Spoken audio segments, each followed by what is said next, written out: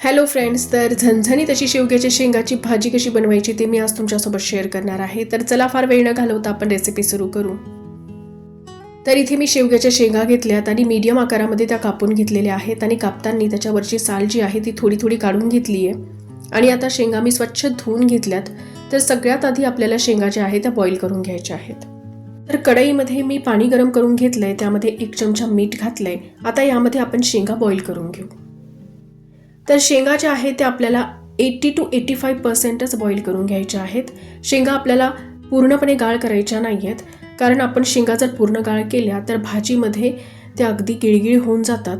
तर त्यामुळे फक्त 80%च आपल्याला शिजवायच्या आहेत. तर एकदा चेक करून घेऊ. तर बघा, शेंगा 80% शिजलेल्या आहे. हलकीशी शेंगा शिजायची कसर ही बाकी आहे. तर आता शेंगा मी एका बाउलमध्ये मी काढून घेते आहे.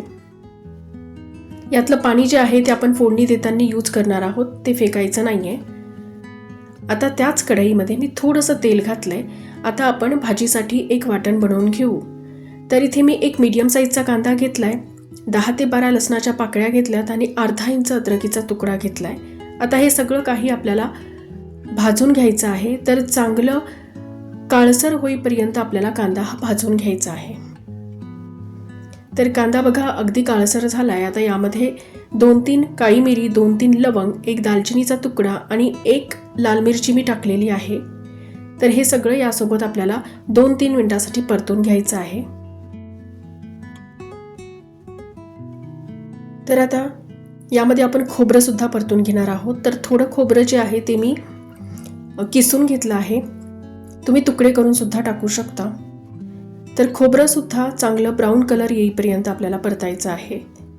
तर हे सर्व मिश्रण जे आहे ते आता आपलं रेडी झालंय. आता आपण गॅस बंद करू आणि हे थंड करून घेऊ आणि थंड झाल्यानंतर याला मिक्सरमध्ये ग्राइंड करून घेऊ.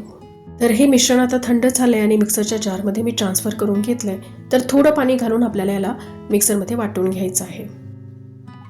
तर हे बघा, आपलं वाटण आता रेडी आहे. आता आपण शेवग्याच्या शेंगाचा रस्सा बनवून घेऊ. तर त्याच कढईमध्ये मी 3 ते 4 चमचे तेल घातले. तेल थोडंसं गरम झालं की यामध्ये 1 चमचा जिरं घालायचं आणि जिरं हलकंसं तडकलं की यामध्ये आपण जे वाटण करून ठेवलंय ते घालू.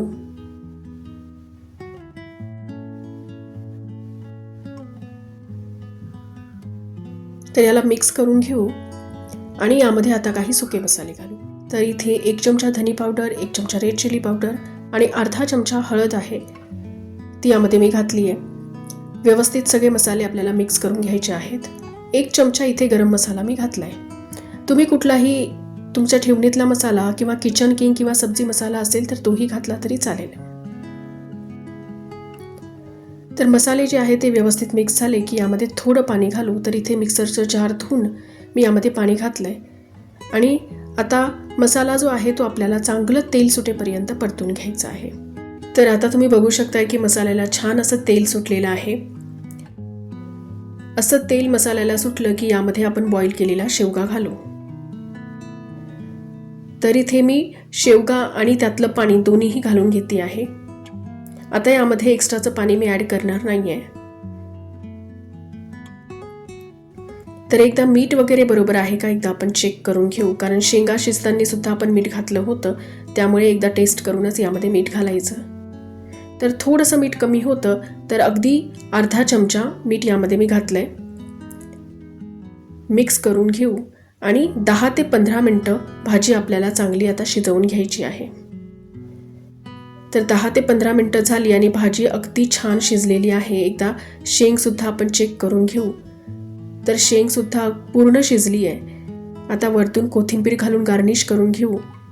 तर ही झणझणीत शेवग्याची भाजी तुम्ही ज्वारी किंवा बाजरीच्या भाकरी सोबत खाल्ली तर अगदी अप्रतिम लागते आणि बनवायला सुद्धा फारशी अवघड नाहीये. वेळ लागतो फक्त वाटण करण्यासाठी, तेही अगदी सोपं आहे. तर या पद्धतीने शेवग्याच्या शेंगाची भाजी तुम्ही एकदा नक्की ट्राय करून बघा. रेसिपी आवडल्यास व्हिडिओला लाईक करा आणि चॅनलला सबस्क्राईब करणे विसरू नका.